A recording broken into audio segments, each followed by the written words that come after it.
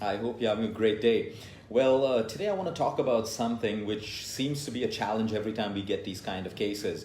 We handle cancer and all of these issues, and it's a challenge in its own way.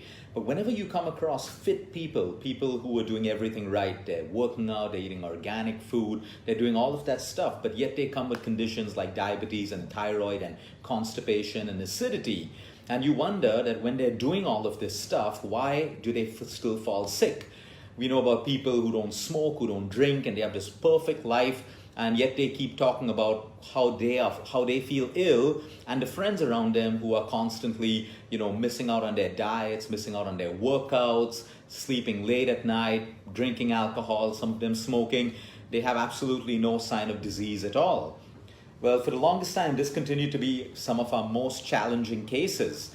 But when you really break it down, you find something that's beyond understanding and beyond medicine as to why this really happens. Now, there is a small population in the world which will fall sick without any explanation at all. But the explanation to this is very, very simple. We started diagnosing more and more, asking different questions. You see, you can get a medical report with parameters that tell you how your thyroid gland functions, your blood sugar levels, your cholesterol levels, inflammation in your body, and all of that stuff. You can get those parameters, but beyond that, we need to start looking beyond that and start asking the right questions. So when we started asking the right questions to both these kinds of people, these groups of people, we started asking questions about the health of their relationships. We started asking them about, their sexual lives, whether they had a sex life, whether they were satisfied. We started asking them about their finances, whether they felt financial abundance, whether they felt, financial stress. We started going into questions like, what do you think is missing in your life? Today in today's world, we measure the success of our life very differently. For many people, it's the virtual love that you get on Facebook, Instagram, and all of that stuff. We measure the success in our life as to how many holidays we do in a year, how many things we can buy, how many social events we're invited for, and all of that stuff. But we know that's all virtual. That's all virtual. What is more important is to find out what is going inside us, what is going on inside our hearts, inside our mind, inside trillions of cells in the human body. What is going on in our lives? And when we started asking these questions, we were surprised because in comes the patient who has a lot of weight to lose. They've been missing their supplements. They've been having bad diets, late nights, and all of these issues, but zero health problems. Their medical parameters are perfect.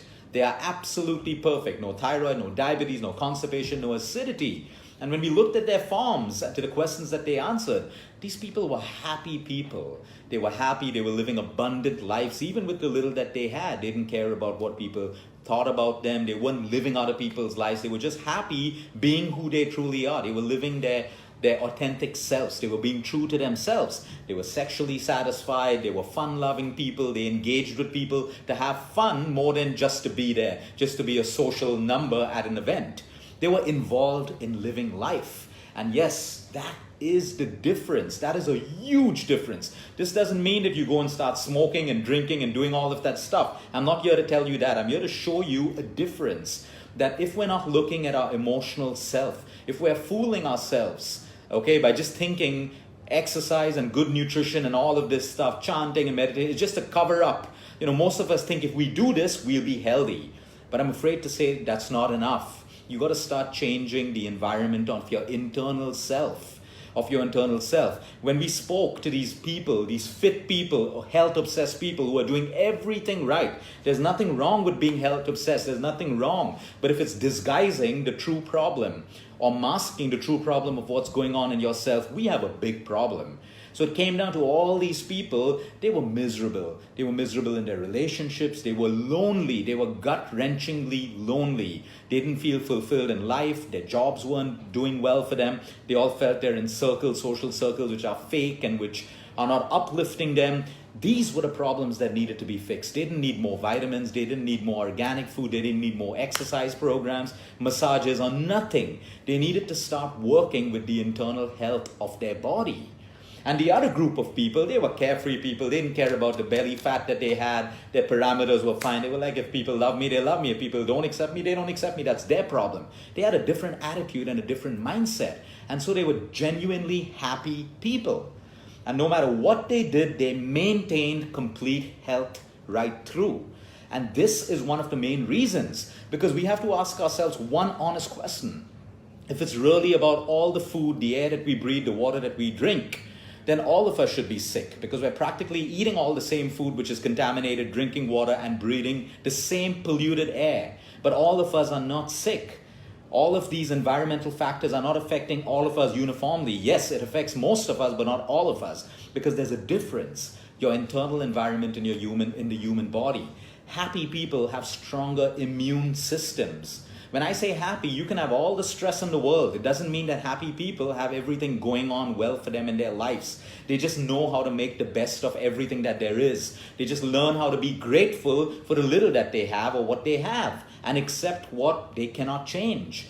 And that is the difference, because when people are obsessed with health, they think that if I'm doing my exercise, if I'm chanting, if I'm eating organic food, nothing should happen to me. Well, life isn't fair, life doesn't work that way, and the human body doesn't work that way. You can be the most fittest person on this planet, but you are so emotionally hurting and emotionally damaged that your immune system will be at its lowest, and it doesn't matter what you're doing, you will still be sick. You will still be sick in your heart, in your mind, in your physical self. Although on the outer, you look like that perfect package with a six-pack, size 0 figure. Doesn't matter. It's your internal health that matters. So we need to start asking ourselves the right questions when we're sick. Whenever you're sick, whenever there's a symptom in your body, you need to spend time diagnosing with yourself. What's going on in my life? What was going on in my life yesterday, a week ago, 1 month ago, 6 months ago, a year ago? And you'll find that there is a clue. There is always a reason for a symptom happening in your body, except, like I said, very few cases which are unexplainable. So if you're getting that constant headache, are you in the wrong job? Do you have a bad boss? Do you have a toxic partner in your relationship? Is there something that you don't like about what you do? Do you find yourself dragging yourself to a job every day that you don't like? I know it's not easy that you can just throw away your job and get a perfect job and a perfect boss and a perfect partner and all of that stuff. But are you at least aware of what is causing your illness? Because when you are, you can start making changes. Most people feel they're stuck in life. And they say it's easy for everyone to say, move on, follow your passion, find your calling and stuff. It's not easy. But if you shut yourself from believing that it's possible, your life is never going to change. But if you open up that mindset of yours and that belief system that, hey, there is a possibility my life can change. What can I do right now? I can visualize the perfect change that is going to happen in my life. I can affirm it. I can believe. I can hope for it. But if I shut myself up from it, this is my job, this is my destiny, and you make yourself a victim, you get stuck in victim mode and nothing changes in your life. So it comes down to your belief system. You got to change your belief system that yes, you may be sick no matter how healthy you are today. So when you fall sick, accept it. Most people resist it. How could it happen to me? How could this happen to me? I do everything. I take vitamins. I spend a lot of money on organic food. It doesn't have to be that way. We got to accept what comes into our life and look internally. Start looking at relationships, not just with your spouse, not just with your lovers, with your parents. I mean, we all know the bonding between your parents and you means so much to your health, externally and internally. If there's a problem with your relationship with your parents, what can you fix? What can you let go of? What can you accept? You have to put all your effort, the same amount of effort you put into your work to become successful at work. You got to take that effort and put it into your relationships with your siblings, your parents, and all of that stuff. You know, when there are family feuds, property fights, in-law fights, all of that stuff, I can't tell you how much data we have of the amount of disease that these emotional problems cause. And people think, oh, it's normal, everyone goes through it. So what if everyone goes through it? This is about you, and this is about your life and your health and what you can fix, what you can take a responsibility for, own it, accept it, and start fixing it and making it better. Just because it's happening to everyone around you doesn't mean you have to accept that it will happen to you.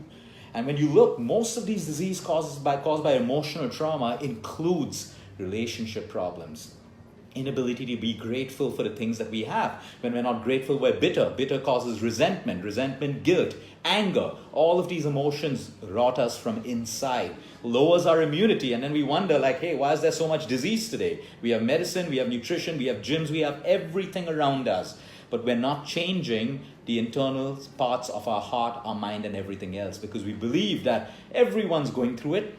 I have to go through it too. But the people who wake up and say, hey, I'm going to be bigger than this. I have a problem. I'm going to fix it. I'm going to take responsibility. I'm going to stop blaming. I'm going to stop complaining. And I'm going to start looking at what's missing in my life. This is the question I like asking all my people. What's missing in your life? And when people really start breaking it down, they say, yeah, I'm missing a perfect partner in my relationship. I'm missing my marriage even though I'm in one. I'm missing love in my relationship even though I'm in one. I'm missing my parents. I'm missing the fact that we don't spend time together and we don't talk anymore. So these are things that you got to start fixing if it's possible. If you made it impossible to fix, it's never going to be fixed. Then comes your vitamins, your supplements, your curcumin, your garlic, your broccoli, your superfoods, and everything else. That doesn't matter if the internal part of your environment isn't right. And that's one of the main reasons why we see happy, genuinely, blissfully happy people without disease. And they do everything with a carefree way. Their intention is right. They don't abuse it. Their intention isn't wrong. They don't do it with guilt.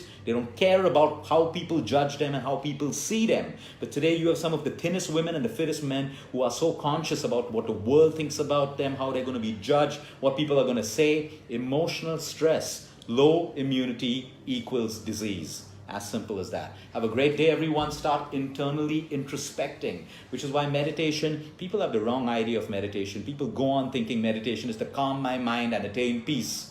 Well, you can't have that if you still wake up to problems in your life. So meditation is not about closing your eyes and trying to get calm and peace, because when you open your eyes, if you've not meditated to start bringing about some change internally in how you see your problems, accept, let go, forgive, all of these stuff. So when you open your eyes, your problems are still going to be there. So don't waste your time in that meditation. Invest your time in meditation where you can introspect, understand what's happening, what you need to change, the egos and prides that you need to dissolve, the people you need to forgive. These are difficult things to do, but it doesn't mean we don't do it. It means we start slowly, step by step, with a hope that we will improve, and we will improve. Have a great day, everyone. Until next time, eat smart, move more, sleep right, and breathe deep.